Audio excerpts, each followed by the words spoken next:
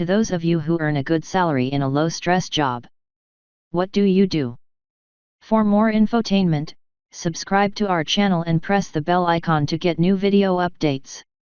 Thanks for watching. I install one kitchen per week.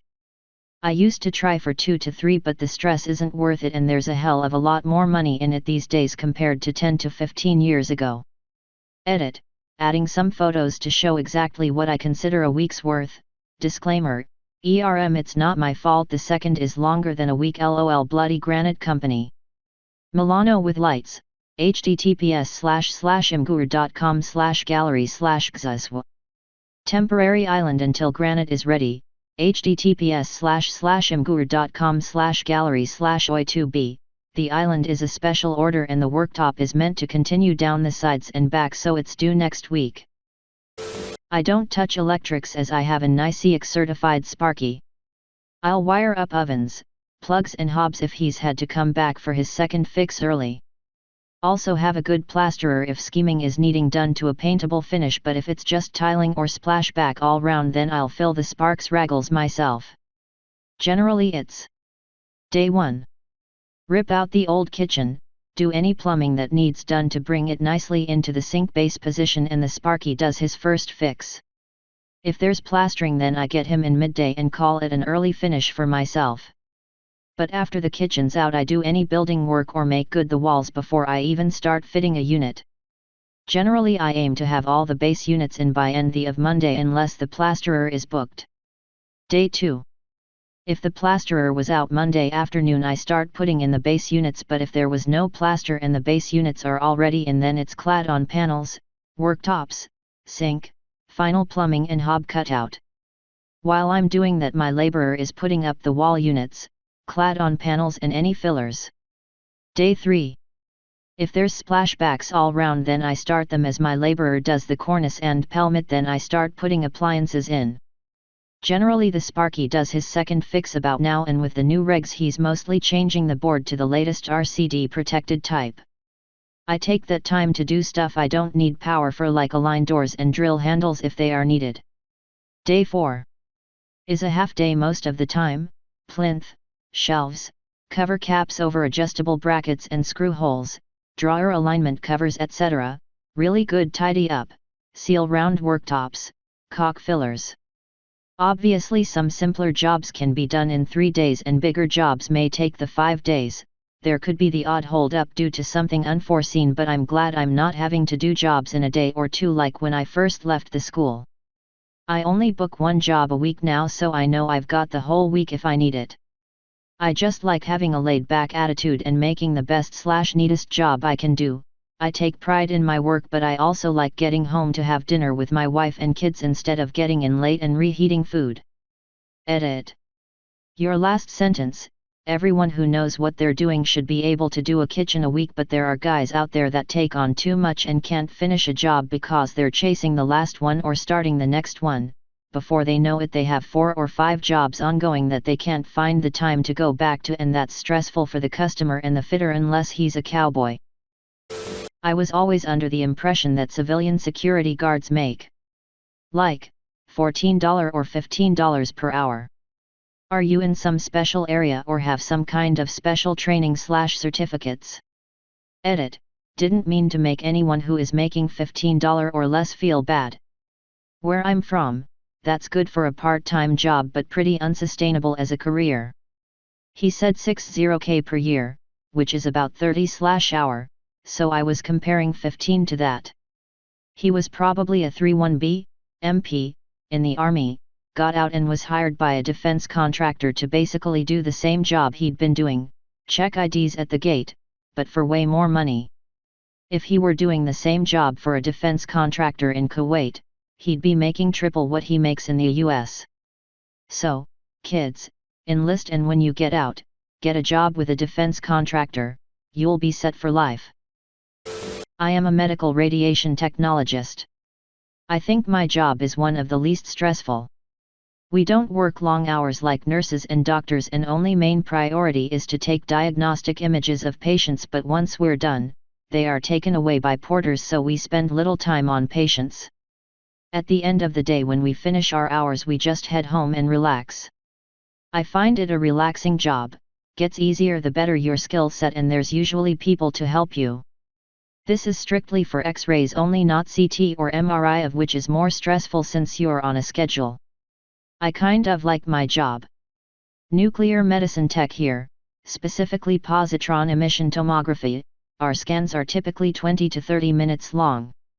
An old colleague of mine would get through half a novel in an average workday. No overtime, weekends or on call. Only stressful when equipment fails. Operator at a nuke plant. Make up to 180K depending on how much overtime I work. If I don't work OT, I'll make 140K and only work 32 to 48 hours a week. It's shift work which can take a toll, but it's a union job and we're treated very well. It's low stress in a sense, where if you can pass the monthly exams demonstrating your knowledge of nuclear plant operations you shouldn't be concerned, but if you're not as book smart as the rest of the crew, you can have some problems passing the initial training you receive and the continuing. So moral of the story, if you can pass the training, it's very low stress. Heck, if Homer Simpson could do it. Edit textbooks online. Have worked from home for over 15 years. How did you get into this line of work? Wife and I have graduate degrees in journalism and humanities. The rest was really right time/right place just as the publishing houses were transitioning from paper-based galley proofs to computer platform content. The subject of the books doesn't matter as long as it's not higher math or other disciplines that are symbol-based.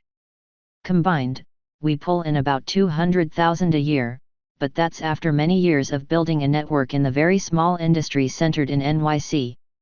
We visit Manhattan about twice a year to look into people's faces and cement more work. I sometimes forget how lucky I am. Summer job? I was a tree planter all through 9 years of school. After a few summers' experience I was making about $16,000, and spending almost nothing, in 2 months. If you can handle the weather and have the right attitude it was no stress at all. Wake up, eat, put trees in the ground, eat, sleep, repeat. Now that I have a master's and 15 years experience in my real job I still don't make quite as much as I did back then. Edit for those interested, I spent 5 summers in Ontario and 4 in BC. Don't go to on. Much worse conditions and lower tree prices but I still made $5,000 in 2 months my first summer, 98. Pretty good compared to anything I could have done in the city. The southern interior of BC is where it's at. Good weather, laid-back atmosphere, at least on my crew, and beautiful scenery. You get paid per tree. 7.5 to 32 cents per tree was the range I saw throughout my career. So the more you plant, read, harder you work, the more you make. There's a pretty steep learning curve so your first year or 2 you will feel like you're busting your for peanuts and swear the vets are cheating to be putting in the numbers they claim. It gets much better with experience. The type of tree and land you're planting affect the price. Just because you are getting a high price per tree doesn't mean you are making the most dollar. Sometimes I'd be excited to bend over for 20C and but not want to get out of bed for 32C. It's not for everyone as you are normally living in the bush with other like-minded individuals for days, weeks on end. Google silviculture for more information. Sounds like the right job for me. What are the requirements beside bearing in shape? And a mustache? In my state you must be between 21 and 36 years old and have a high school degree. Also no felony convictions. It is massively competitive though, so realistically most will need more than the minimum to get hired.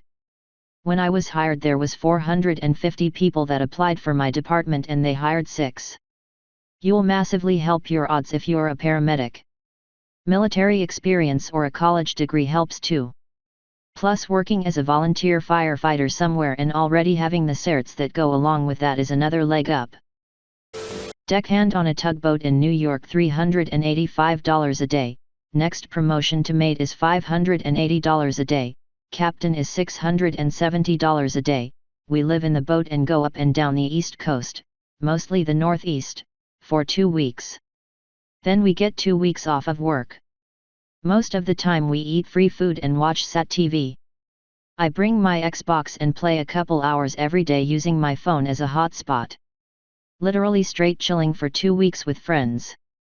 Oh yeah, full benefits me 401k math $1 for $1 up to 6% starting. My father was a deckhand on a tugboat. He said he decided it was the job for him when he realized every boat had a bunk bed.